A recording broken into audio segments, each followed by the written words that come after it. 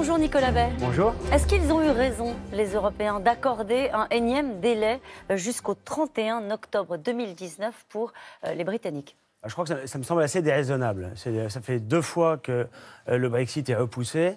Et on voit bien qu'il y a une volonté, finalement, d'échapper un peu à la décision du peuple britannique, de remettre en cause le principe même du Brexit. Et j'entendais Emmanuel Macron, qui, à l'issue du sommet européen, nous expliquait que parmi les options, il y avait la possibilité de renoncer au Brexit. On voit aussi que Theresa May, finalement, est face à un problème de politique intérieure, qui est distinct de la question de la sortie du Royaume-Uni de l'Union européenne. Le constat, il est simple. Les Britanniques ont voté le 23 juin 2016. Ça va faire bientôt 3 ans pour quitter l'Union européenne. Le texte qui a été négocié entre Michel Barnier et Theresa May, c'est entre la Commission européenne et Theresa May, tous les deux hostiles au Brexit, ça aboutissait à maintenir le Royaume-Uni dans l'Union européenne, dans tous les dispositifs, avec le même paiement, environ 5 milliards par an de contributions nettes, jusqu'en 2022. On a tout fait pour que ça se passe mal, c'est ça que vous nous expliquez. Exactement. Et d'ailleurs...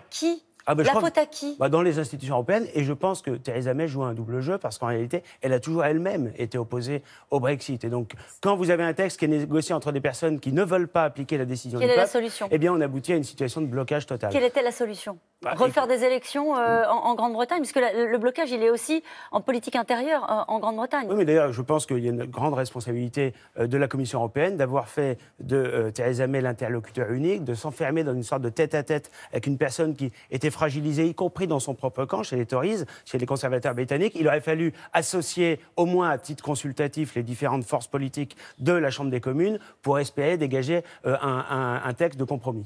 Il faut éviter absolument qu'il participe aux élections européennes, c'est ça l'objectif?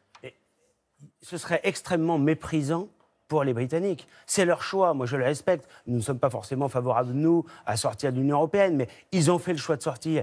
D'ailleurs, depuis le début, ils étaient très réticents sur cette Union européenne, ils n'étaient pas dans Schengen, ils n'étaient pas dans l'euro, ils voyaient bien que ce n'était pas forcément conforme à leurs intérêts. Ils choisissent, il y a 3 ans de sortir, laissons-les sortir. À l'instant, la porte-parole du gouvernement explique qu'il n'est pas impossible que nous ayons un Brexit sans accord. Désormais, c'est une hypothèse qui est de plus en plus crédible et visiblement poussée, d'une certaine manière, par le gouvernement.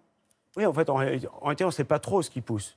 Il pousse sans doute l'idée qu'il y a un risque de no deal, c'est-à-dire d'absence d'accord, justement pour faire peur et pour finalement renoncer au principe même du Brexit et, par exemple, pour faire un nouveau vote pour que la Grande-Bretagne reste dans l'Union européenne. Alors, qu'est-ce qu'on fait? C'est un peu une habitude dans les institutions européennes, puisque quand les Français et les Néerlandais en 2005 rejettent le texte du traité de Lisbonne, qui était le traité constitutionnel, 3 ans après, on repasse les plats et on le fait adopter par voie parlementaire en bafouant le vote populaire. Est-ce qu'il y a une solution d'urgence, là, défendue par exemple par le Rassemblement national? Le Brexit sans accord? Non, bien sûr que non. C'est évidemment pas l'idéal, c'est pas souhaitable, mais je pense qu'il est encore préférable d'avoir un no deal que d'avoir des délais qui se prolongent éternellement. C'est important ce que vous dites, Nicolas Bay. Ça veut dire qu'idéalement pour vous, demain, ils doivent sortir. Pas forcément demain, mais disons avant c'était l'objectif. Disons avant la fin juin. S'il faut un délai supplémentaire, bref, c'est évidemment envisageable. Mais le fait de prolonger de 6 mois, avec l'idée, l'arrière-pensée derrière, de peut-être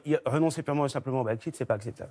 Encore une fois, sur les élections européennes, ce serait un échec si des députés britanniques devaient être élus au Parlement européen? Ah oui, et puis ce serait un peu ridicule que des députés britanniques, que la Grande-Bretagne participe aux élections européennes, si c'est pour en sortir dans quelques mois seulement. Je crois qu'encore une fois, il y a une volonté populaire qui s'est exprimée démocratiquement, souverainement, par référendum. Voilà, il faut accepter ça. Il y a des technocrates dans les bureaux gris à Bruxelles qui rêvent de piétiner purement et simplement ce choix du peuple britannique. Quel rôle joue la France ? On a le sentiment qu'Emmanuel Macron, finalement, est un peu à la remorque des autres.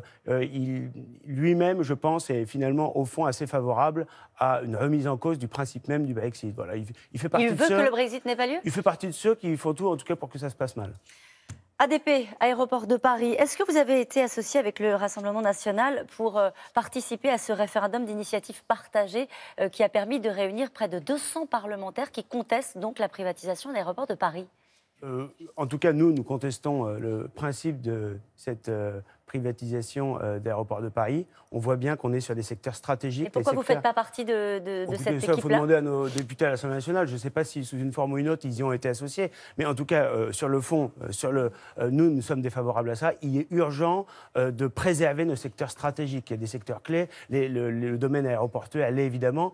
On a vu certains de nos aéroports rachetés par les Chinois qui ensuite ont délaissé ces structures-là. Il faut que l'État assume ses missions fondamentales. Les missions fondamentales de l'État, c'est ses fonctions régaliennes, la police, la justice, mais c'est aussi les secteurs clés, comme l'énergie, comme l'aéroportuaire, comme les ports aussi. Est-ce que ça veut dire qu'ils peuvent compter sur vous, mais oui, bien ces sûr. parlementaires, pour obtenir 4,5 millions de signatures des Français pour valider ce référendum Oui, d'initiative bien sûr, partagée? nous y sommes favorables. Tout ce qui peut permettre d'éviter une décision politique qui est mauvaise, qui consisterait à ce que l'État se désengage totalement des aéroports de Paris, nous y sommes favorables. Ça veut dire que vous êtes prêt à faire cause commune avec des gens de la France Insoumise? C'est pas la première fois. Avec la France Insoumise, ça je sais, mais des gens par exemple de la République, pas de la République En Marche, des Républicains notamment, des socialistes, des communistes. Et vous savez, ça peut arriver tous les jours au Parlement européen. On vote parfois des textes qui nous semblent conformes à l'intérêt général, même s'ils sont présentés par des adversaires politiques. L'inverse n'est pas toujours vrai d'ailleurs. Les retraités se mobilisent aujourd'hui. On attend les annonces du président à l'issue du grand débat. Est-ce que les seniors, les retraités doivent être les populations davantage ciblées, notamment pour la question des baisses d'impôts éventuellement, en tout cas des gestes que pourrait faire le gouvernement? En tout cas, il faut arrêter de matraquer fiscalement nos anciens, puisque c'est ce qu'a fait le gouvernement depuis 2 ans, avec la hausse de la CSG, avec le gel des pensions de retraite. Ils doivent être prioritaires, c'est comme ça que vous le diriez? Oui, enfin, il faut en tout cas, évidemment, qu'ils ne soient pas maltraités, comme c'est le cas aujourd'hui, par ce gouvernement. Et puis, d'une manière plus générale, sur la question du système de retraite, on a un système de retraite par répartition auquel les Français sont attachés. À chaque fois, les gouvernements successifs essayent de repousser l'âge de départ à la retraite. C'est évidemment pas la solution. On demande toujours des efforts supplémentaires aux mêmes. En réalité, pour équilibrer un système de retraite par répartition, il y a 2 leviers principaux, c'est l'emploi et la natalité. Voilà. Et c'est là-dessus qu'il faut travailler. Il est évident que dans un contexte de chômage de masse, si vous augmentez la durée de cotisation, ce que vous gagnez sur les retraites, vous le perdez sur l'assurance chômage, parce que vous risquez d'augmenter le chômage, et à ce moment-là, vous n'équilibrez pas les comptes sociaux. Merci beaucoup, Nicolas Best. À vous, Laurent.